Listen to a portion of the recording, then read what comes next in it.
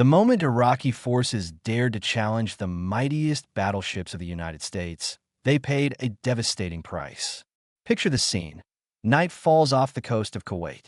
The sudden silence is shattered by a deafening roar, a shockwave akin to an earthquake. On the horizon, barely visible in the gloom, two colossal shadows emerge. These steel giants, nearly 900 feet long, loomed like ancient behemoths, returned to confirm their undiminished power. These were the legendary United States battleships, the USS Missouri and the USS Wisconsin. Symbols of past conflicts, veterans of World War II, they were once again on a war footing. Their sudden appearance utterly shocked the Iraqi troops. No one had anticipated that these ancient titans would return, carrying a deadly arsenal. With a single, sharp command, their 16-inch guns sprang to life, filling the sky with a roar that shook the very earth. Projectiles, weighing nearly 1.5 tons, streaked across the Gulf, slamming into Iraq's coastal fortifications, turning defensive lines into utter chaos. Iraqi soldiers, accustomed to regular artillery and airstrikes, couldn't believe their eyes. They watched as their positions were blown to splinters by these impacts, as if history itself had intervened, a potent reminder of a century of might. When the Wisconsin joined the Missouri moments later, it became clear this was no random show of force, but a prelude to something far larger. The firepower from their turrets was so overwhelming that every salvo sounded like a final judgment. To outside observers, it appeared as though a full-scale amphibious invasion was imminent.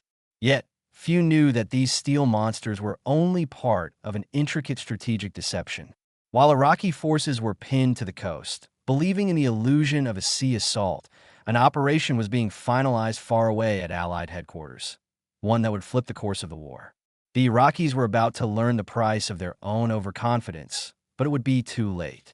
The devastating salvos from the Missouri and Wisconsin in early 1991 seemed like a final judgment for Saddam Hussein's army. But the roots of this catastrophe ran much deeper. To understand how Iraqi troops ended up facing these colossal ships, we must return to August 1990. That was the moment when one audacious move by Hussein shocked the world and set in motion the chain of events that culminated on the shores of the Persian Gulf. After 8 grueling years of war with Iran, Iraq's economy was on the verge of collapse. Debts to neighbors totaled billions, and the national treasury was rapidly emptying. Saddam Hussein saw only one solution: seizing the riches of neighboring Kuwait, a small but incredibly wealthy nation with colossal oil reserves.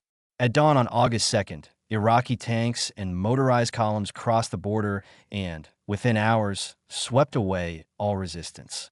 Kuwait's army was small and stood no chance against the Iraqi might. Within a day, Baghdad controlled the territory, the oil fields, and the Emirates' capital. The world was stunned. The United Nations immediately imposed sanctions, froze accounts, restricted trade, and demanded an immediate withdrawal. But Hussein, emboldened by his easy victory, decided to go all the way. For him, this seizure meant not only money and resources, but also a new status. He sought to be seen as a leader who defied the world, establishing Iraq as a regional superpower in the Middle East. However, his calculations proved to be a fatal mistake. American President George H.W. Bush announced that Kuwait would be liberated at any cost. Within weeks, Washington assembled one of the largest coalitions of the 20th century. 34 nations sent their troops and equipment: the United Kingdom, France, Saudi Arabia, Egypt, and dozens of others. Over 800,000 soldiers and thousands of units of combat hardware gathered in the desert. The world hadn't seen an army of this size since World War II. Operation Desert Shield began that August. Its main goal was simple and clear: protect Saudi Arabia from a possible Iraqi invasion and buy time for the deployment of main forces. Fortifications were built along the border, batteries were installed, and supply depots for ammunition and fuel were established. Every day, new units arrived in the conflict zone. Meanwhile, diplomacy sought a solution. The UN Security Council issued a resolution giving Iraq until January 15, 1991, to voluntarily withdraw its forces from Kuwait. If this failed, the international community would use force. The deadline approached, but Hussein continued to show stubbornness. He was convinced that the international coalition would not risk war. After all, he commanded hundreds of thousands of soldiers, Soviet and Western equipment, fortified positions, and combat experience gained from a war with Iran. But here lay the paradox. The Iraqi army was indeed numerous and battle-hardened, yet its capabilities were greatly overestimated by the dictator himself. In reality, the troops were exhausted from continuous conflicts, equipment was worn out, and discipline was poor. All of this played a fatal role in the coming battle. While Saddam's headquarters planned how to meet the enemy, one of the most ingenious strategies of the 20th century was born in the Pentagon. American General Norman Schwarzkopf was developing a three-pronged combination designed to mislead the enemy and strip them of their key ability to maneuver. It was at this moment, when all eyes were fixed on the desert, that the two Titans, the Missouri and the Wisconsin, re-entered the scene. Their role was to be decisive in a great game of deception that would go down in history as one of the most elegant military combinations of the late century. When the ultimatum expired, it was clear the world stood on the brink of a new war. Iraqi troops would not leave Kuwait, meaning the international coalition had to act. But a direct attack could result in horrific losses. The front was fortified, and thousands of Iraqi tanks and artillery batteries awaited the order to open fire. It was then that General Norman Schwarzkopf, commander of the Allied forces, stepped forward, a man who proposed a plan that became a classic of military strategy. The concept was based on three powerful strikes, each with its own objective. The first strike was obvious, a frontal attack. Allied troops would attack directly, diverting Iraqi attention and forcing them to keep large forces on the front line. This was a risky move, but it created the necessary pressure. The second strike, dubbed the left hook, involved massive armored columns bypassing Iraqi positions through the desert, striking from the west. Such maneuverability was a complete surprise to Hussein. He expected a frontal engagement, but not that the enemy would dare such a swift flanking move.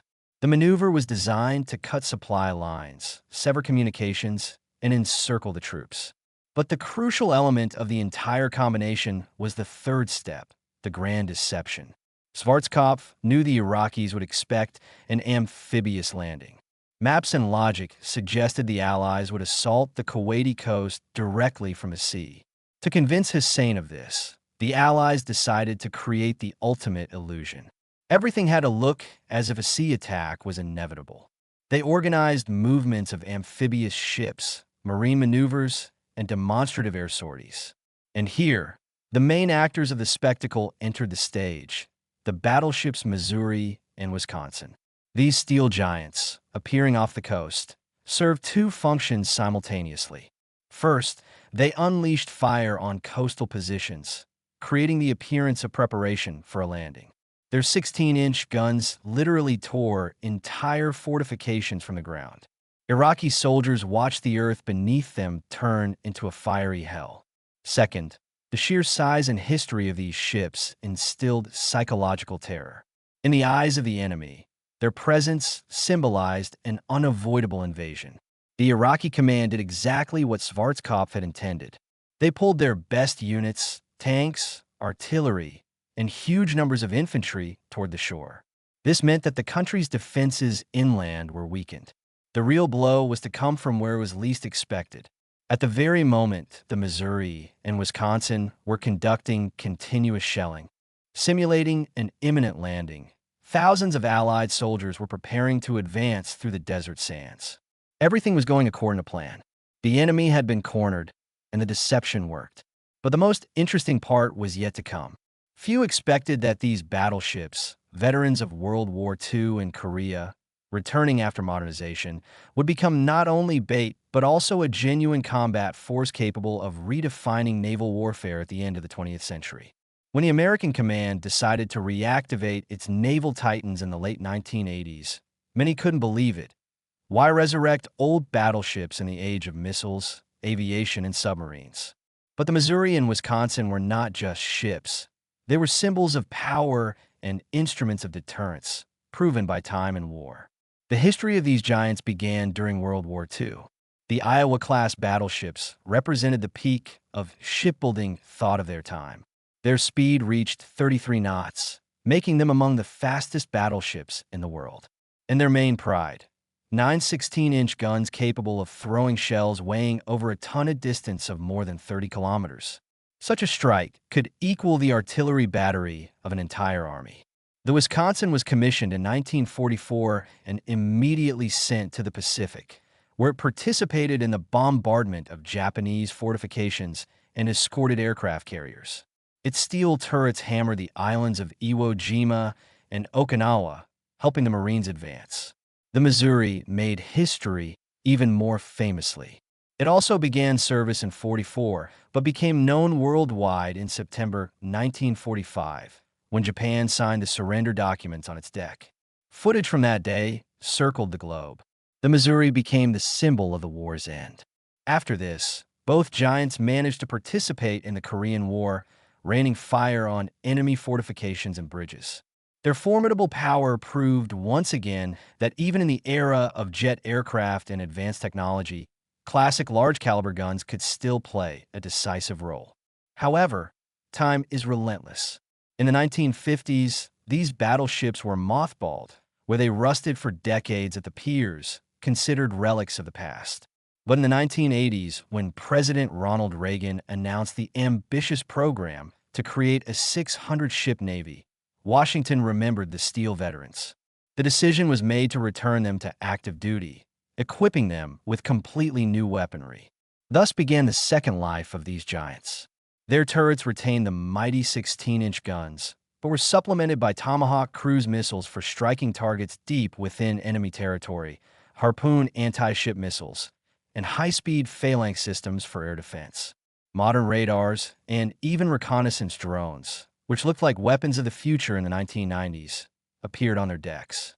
When the Missouri and Wisconsin arrived off the coast of Kuwait, they were no longer just World War II veterans. They were modernized combat machines, combining centuries-old armor power with the latest technology. Their return was a shock to their enemies and a source of pride for the American people. It was these two ships that were assigned a key role in the disinformation campaign, creating the illusion of an imminent sea landing for the Iraqis. But instead of a mere show of force, they actively entered the fight, proving that even decades later, steel titans could turn into deadly weapons. The night of January 17, 1991, went down in history as the moment the formidable steel titans truly awoke. At 1:40 a.m., in complete silence over the Gulf, the Missouri launched its first Tomahawk. The missile's fiery trail tore through the darkness, soaring high into the sky. For the crew, it was a special moment, the first combat shot after nearly 40 years of waiting. The missile flew toward its target deep within Iraq, and within minutes, an explosion marked the legendary ship's return to service. But this was only the beginning. Almost immediately after the missile strike, the main turrets roared to life. The 16-inch guns spat heavy shells, weighing almost a ton each, into the night. The sound was so immense it could be heard for tens of kilometers. The shells, traveling at the speed of sound, hammered Iraqi fortifications, destroying bunkers and communication lines. This was the Missouri's first combat use since the Korean War. The Wisconsin played a special role during these hours. It didn't just fire, it coordinated the launch of dozens of Tomahawk missiles in the Persian Gulf area. Its guidance systems managed the missile salvos that struck key objectives, command posts, communication centers, and ammunition depots. In the first days of the campaign, it launched 24 missiles, each finding its target with precision. For the Iraqi soldiers, it was a shock. They expected a frontal clash, but were not prepared for such firepower from the sea. When the gun salvos descended upon their positions, the earth literally surged, and entire fortified areas turned into smoking craters. One eyewitness later confessed that the feeling was as if the earth itself had decided to rise against them. This was all accompanied by highly visible Allied actions. Marines drilled openly in full view of the enemy. Ships cruised along the coast, creating the impression that a landing could begin at any moment. Newspapers worldwide ran stories about the impending sea invasion, and photos of the Missouri and Wisconsin became symbols of the operation. Even seasoned analysts believed the main thrust would come from the sea. For the Iraqis, every new salvo was a signal of imminent disaster. Forces were rushed to the coast, equipment was moved to the shoreline, and officers reported back to command about the unavoidable landing. But this was exactly what the coalition headquarters had been waiting for. The deception was working perfectly. While the Missouri and Wisconsin thundered their salvos, drawing attention, massive tank columns were gathering deep in the desert. There, far from the noise of the naval bombardment, the decisive blow, the one that would turn the tide of the war, was being born. In early February 1991, the entire world watched the Persian Gulf with bated breath. Newspapers were filled with headlines about the impending sea invasion. TV reports showed columns of Marines and amphibious ships maneuvering along the coast of Kuwait. But the true symbol of the coming storm was the two battleships, the Missouri and the Wisconsin. Their appearance on the horizon was a thunderous warning. The landing was moments away. The deception worked flawlessly. Iraqi generals were convinced that the main attack would come from the sea. The army's best units were deployed to the coast. Tanks, artillery, and anti-amphibious fortifications. All reserves were rerouted to where the battleships' salvos roared. Every new explosion on the shoreline seemed like the signal for the landing to begin. On February 4th, American newspapers reported openly. The powerful guns of the battleships rained 2,700-pound shells onto Kuwait's coastal defenses. This is a sign that the American sea invasion is close. Even global media, let alone the Iraqi command, believed the spectacle. The Missouri and Wisconsin played their roles perfectly. They conducted shelling with surgical precision, destroying artillery batteries, supply depots, and command posts. Their salvos were so powerful that the shore was engulfed in an endless nightmare. For the Iraqi soldiers, every day was an ordeal. They lived under constant fire, anticipating that the bombardment would be immediately followed by the landing of thousands of Marines. The ships operated in tandem. The Missouri would open fire, saturating the coast with high explosive shells, before being relieved by the Wisconsin, continuing the barrage. This created the sensation of a continuous attack. Moreover, the Allies even used Pioneer reconnaissance drones to correct fire and guide the ships to new targets. For Iraqi soldiers, the sight of the small, buzzing machine in the sky meant only one thing. Tons of metal were about to rain down on them within minutes. Crucially, while the Iraqis prepared to meet a sea assault, Allied armor divisions were assembling in force deep in the desert. Schwarzkopf's plan was working perfectly. The enemy was deceived and pinned to the shore. The illusion of a naval invasion became a masterpiece of military cunning. The battleships, which many had considered obsolete, suddenly became a key element of psychological warfare. But there were even more astonishing events ahead. For the first time in history, soldiers were about to surrender not to men, but to a machine, a drone that directed fire from a battleship. When a deep, buzzing sound appeared in the desert sky over Kuwait, Iraqi soldiers initially paid little attention. It seemed like just another reconnaissance plane, but the sound was different. Lower, closer, more insistent. A small Pioneer drone, controlled from the USS Wisconsin, circled above the positions. Its cameras recorded every detail: fortifications, trenches, artillery emplacements. On the ship, officers scrutinized the image, preparing a new strike. Following the reconnaissance came the bombardment. The 16-inch guns roared to life, and fiery salvos shook the shore. One after another, shells rained down on the targets indicated by the drone. An ammunition depot erupted in a gigantic inferno. An artillery battery was wiped off the face of the earth, and the line of defense descended into chaos. For the Iraqi soldiers, this was living hell. Every sound in the sky meant another barrage of shells would follow. But then, something happened that would later be called an incredible precedent. When the Wisconsin launched the Pioneer again, and it hovered over positions on Falaka Island, the Iraqi soldiers, having lost all hope, finally broke. They raised makeshift white flags above their trenches, desperately signaling the sky. They were surrendering to the drone, not to soldiers, not to Marines, not to the ship's crew, but to the small machines circling above them and relaying the image to the officers. A radio transmission, which became legendary, went out aboard the Wisconsin. The drone operator contacted the captain. "Sir, they want to surrender. What should I do with them?" This episode made history in the Persian Gulf and marked the world's first instance of an enemy capitulating to an unmanned aerial vehicle. News of the surrender to a drone quickly spread through Allied forces, causing both surprise and amused confusion. For the Iraqis, it symbolized their complete helplessness. They could resist no longer. Any sound or shadow in the sky meant that a storm of fire would engulf them in a minute. For the Americans, it confirmed that the psychological war had been won. From that moment on, unmanned aerial vehicles ceased to be mere novelties. They became the battleship's eyes, their spotters, and even a weapon capable of breaking the enemy's fighting spirit without a single shot. It was here in the Kuwaiti desert that a new era of warfare began, where machines started to subdue soldiers. However, despite the coalition's success, the Iraqis were still not ready to fully surrender, and their command decided to launch a counterattack. Soon, the battleship Missouri found itself in the crosshairs of deadly Silkworm missiles. On February 25, 1991, before dawn, the Missouri was shelling enemy positions off the coast of Kuwait when two fiery trails suddenly appeared in the sky. Iraqi crews had launched their deadly Silkworm missiles, specifically designed to destroy large ships. These massive, Soviet-derived anti-ship projectiles flew low over the water, roaring with fiery tails, rapidly approaching their target.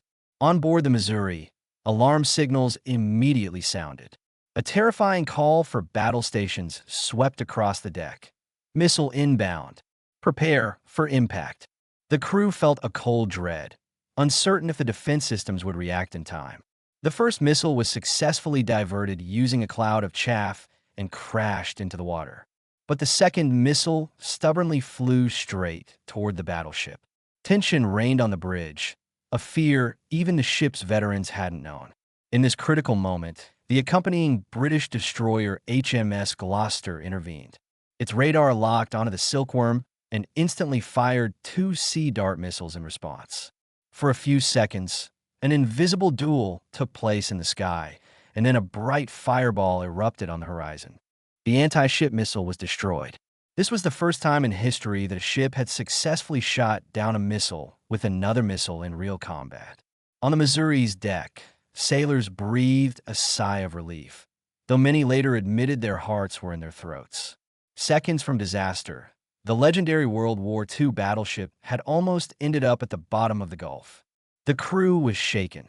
The huge steel giant, protected by armor and guns, was defenseless against a modern missile, and only their allies had saved them from destruction. However, this was not their last trial. Just hours later, as the ship once again opened fire on enemy positions, something even more absurd and dangerous happened.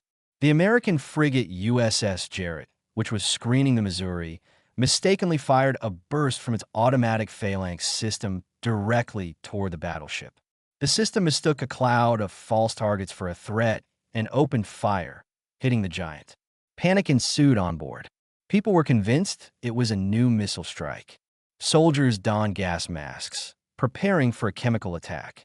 But it soon became clear that it was a tragic mistake by their own ally. Fortunately, the damage was minor, but the psychological impact was enormous. The Missouri had been on the brink of disaster twice in one day. First from an Iraqi missile, then from friendly fire. These events were forever etched in the minds of the sailors. Many later admitted that it was that day they first realized that war is chaos, where the enemy can be not only the opponent, but also your own technology.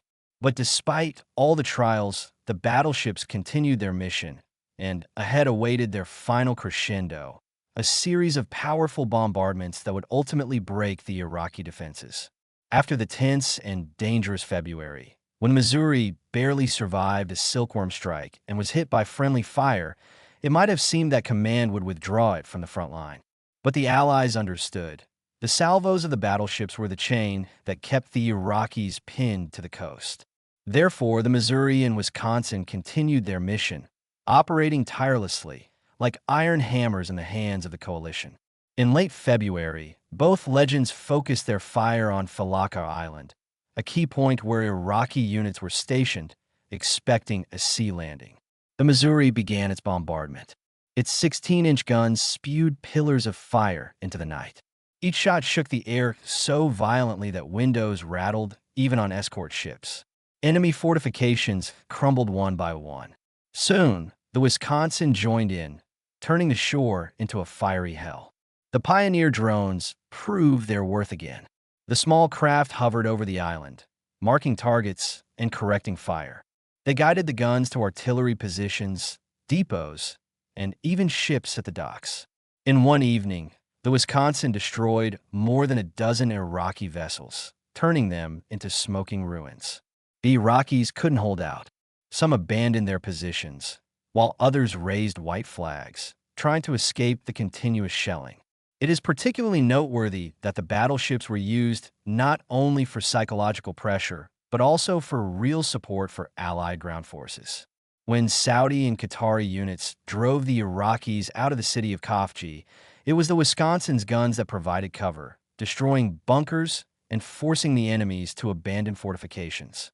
The Missouri, meanwhile, pulverized other defensive strongholds, creating corridors for the Allied advance. Every day, these two ships alternated strikes, as if playing a deadly duel with the enemy. Iraqi troops continued to wait for the sea landing, confident that patrol boats and armor would rush ashore at any moment. But the landing never came. The real strike was being prepared deep in the desert, where the coalition's armored divisions were assembling to deliver the fatal left hook. During those days, the Missouri fired tens of thousands of pounds of metal at targets, and the Wisconsin made history by becoming the first battleship to use drones in real combat for fire correction. Every salvo from these steel titans was like a nail in the coffin of the Iraqi defense. But the climax was near. The Allies were preparing the decisive ground assault, and the battleships were set to play their final part in this war, the last chord after which they would forever pass into history. The night of February 23, 1991, was the final act of the great show. The Missouri and Wisconsin opened massive fire on Falaka Island, giving the Iraqi generals the absolute conviction that the landing was inevitable. The 16-inch guns roared so loudly that the ground shook even tens of kilometers from the coast. Pioneer drones hovered in the sky, illuminating targets. Iraqi soldiers desperately waved white flags directly at the drone, hoping to avoid certain death. No one believed they could stop this firestorm anymore. The next day, the coalition launched the decisive offensive. While the Iraqis remained pinned to the coast, deep in the desert, American, British, and French divisions surged around the flank, cutting the front, encircling the enemy, and destroying the last of the defenses. The so-called 100-hour war began, ending with the rout of Saddam's army. The Missouri and Wisconsin continued to support the advance, firing hundreds of shells and utterly destroying anything still resisting along the shores. On February 28th, after the final bombardment and Iraq's surrender, the Wisconsin fired the last battleship salvo in combat history. This moment symbolized the end of an entire era. The Iron Titans, veterans of World War II, the Korean War, and the Persian Gulf, had fired their final shot. Over a few weeks, these two ships fired over 1 million pounds of explosives at enemy positions, destroying dozens of fortifications, artillery batteries, and vessels. Thanks to their firepower and the grand deception, huge numbers of Iraqi forces were kept tied to the coast, preventing them from meeting the real assault in the desert. After the war, the Missouri and Wisconsin never returned to active duty. They were sent to eternal rest, converted into museums. But for the sailors who served aboard and for the entire world, they remained symbols of indestructible power and military cunning. These ships demonstrated that even in the age of missiles and high technology, legendary steel giants could play a crucial role. Their final battle was not just a military episode, but a historical milestone where the past met the future. And the might of the 1940s proved its strength once again at the close of the 20th century. Thus ended the story of two colossal ships that survived three wars and left behind a legend.